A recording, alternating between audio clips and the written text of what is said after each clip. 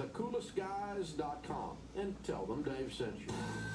You're listening to Higher Powered Radio.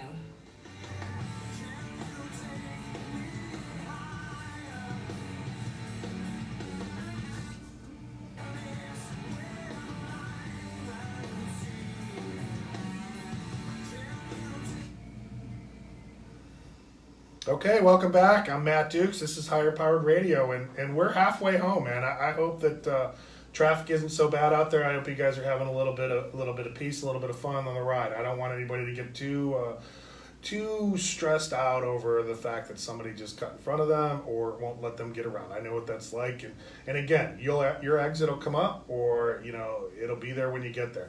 Listen, I think it's interesting, and I'm going to talk about traffic a little bit. I have been in situations, and I'm sure somebody else has, and I've got caught behind a truck or caught behind something and been so almost to the point of being irate, and then all of a sudden come to realize that I'm 5 miles up the road and there's an accident I just avoided. And I can't tell you, that stuff has happened more often, and it makes me contemplate going, man, where is that coming from? And I don't want to kind of just dismiss it so easily and quickly as coincidences, because I don't believe in coincidences. I believe that even though we all have free will and we make choices based upon ourselves and our intentions, that there is a harmony that's been created that we all walk in, that we all breathe in, that we all live in. And I liken it sometimes that, that fourth dimension, that spiritual realm that's out there that, we just kind of dismiss.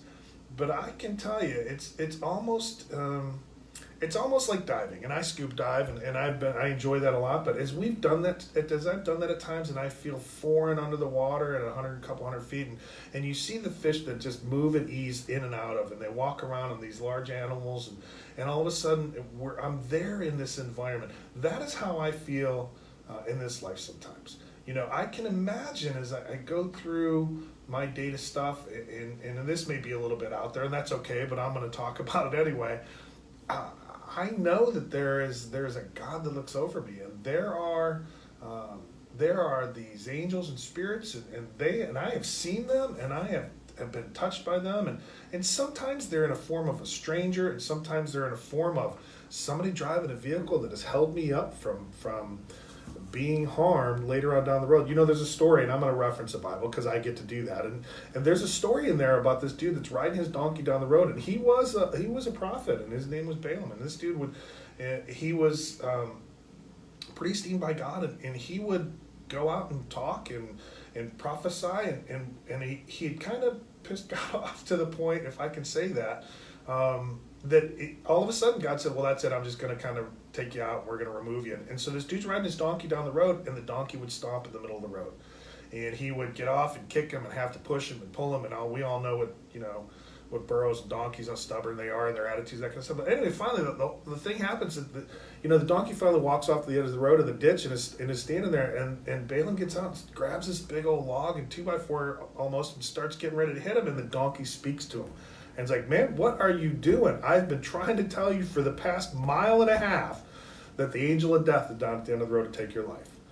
And I can tell you, there's been times in my life, and I'm sure there are in others, because we have those conversations with each other, that God or that power in your life has intervened to a place where even though he has foiled our intentions or has frustrated my efforts, and I'm telling you, there have been times that I have been so at the end of myself, just out of complete, sheer, utter frustration, only to come to realize that it was to my demise if my plans would have gone through.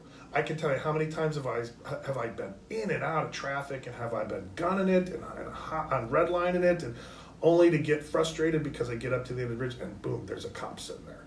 And I know that's happened, and I know somebody out there has experienced that. You come pulling up around the other side of the semi, and you're all pissed off because he's been holding you up for the last couple of miles, only to realize there's a state trooper that's in front of him doing the speed limit, and I'm pissed because I can't do 20 miles over past him. So I want to encourage everyone, take a breath, relax a minute. Remember, it is Friday afternoon, and so we have the opportunity, as we start talking about that intervention in our life, that when I'm feeling stress and I'm feeling the anxieties and I'm frustrated in my decisions and why things aren't working out in my life and the job's not going well, I'm not getting the promotion, the relationship has failed, or I've been in and out so many of them, or I'm just so miserable in the one I've been in, and the marriage that it's just not happy or joyful anymore, and the children are just everything that I can't get past, and whatever that is, how do I start to process back to a place of, wait a minute, what is the priorities in my life? Where does the peace come from? How do I get some serenity in my circumstances regardless of what my expectations are?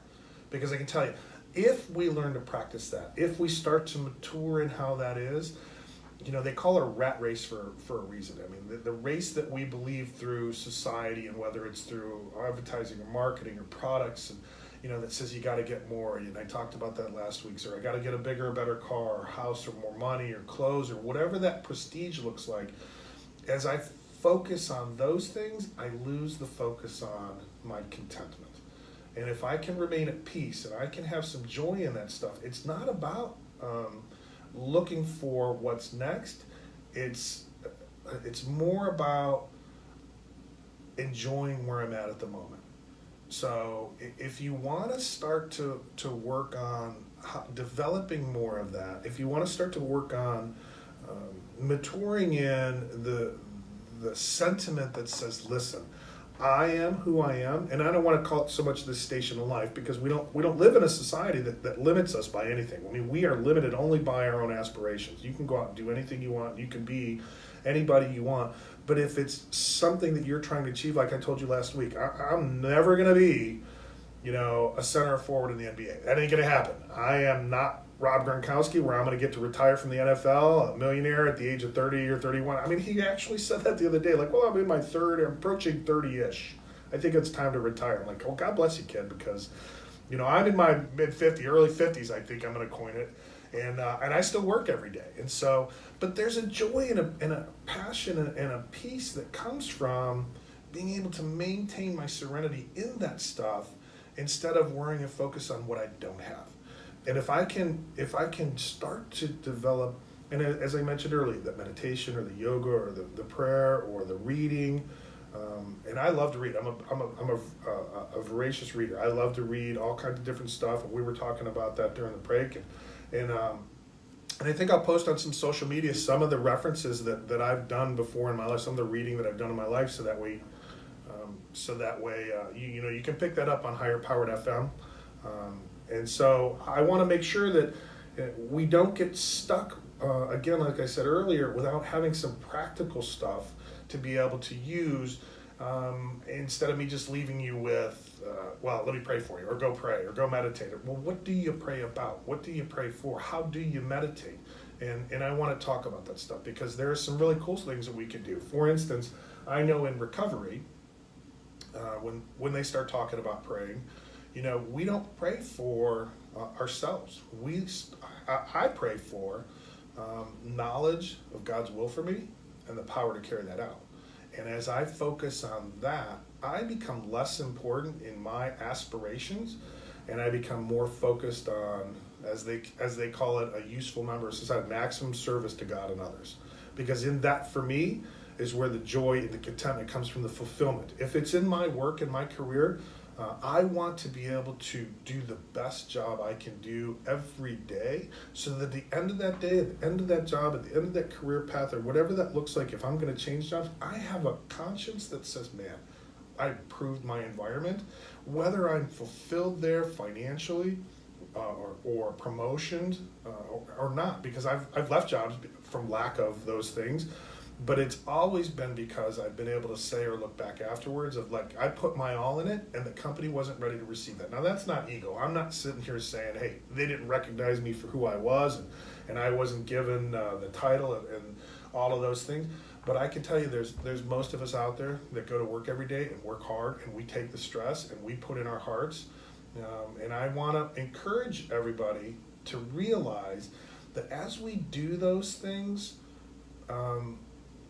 we practice the selflessness that comes from that, and that's in the maturity.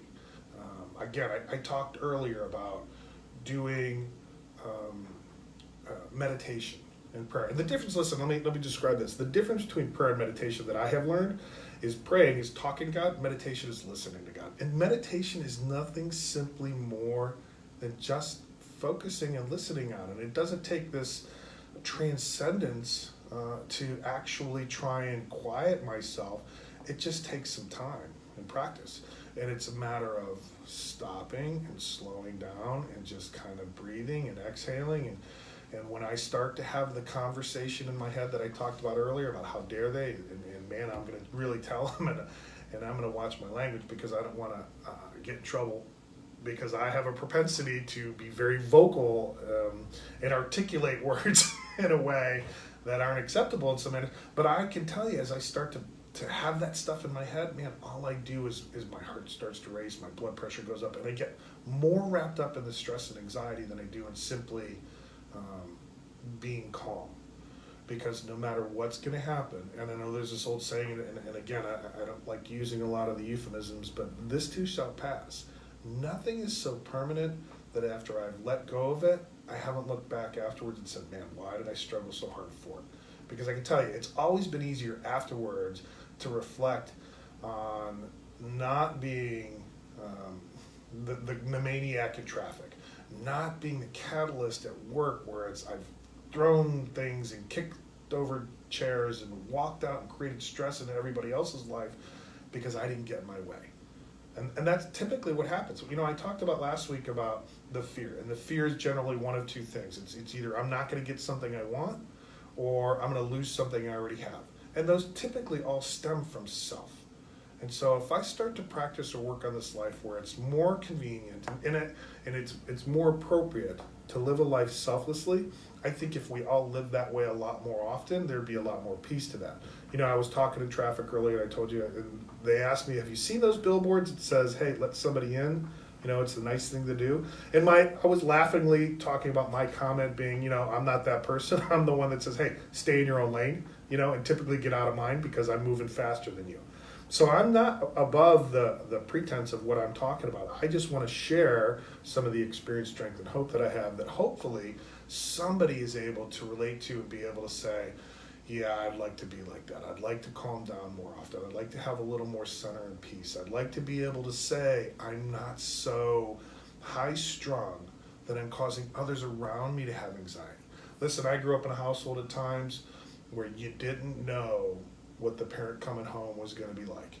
And that's a tough place to be, and that's a tough place on both sides of that. And so I know that we have the opportunity as adults that we get to change from that.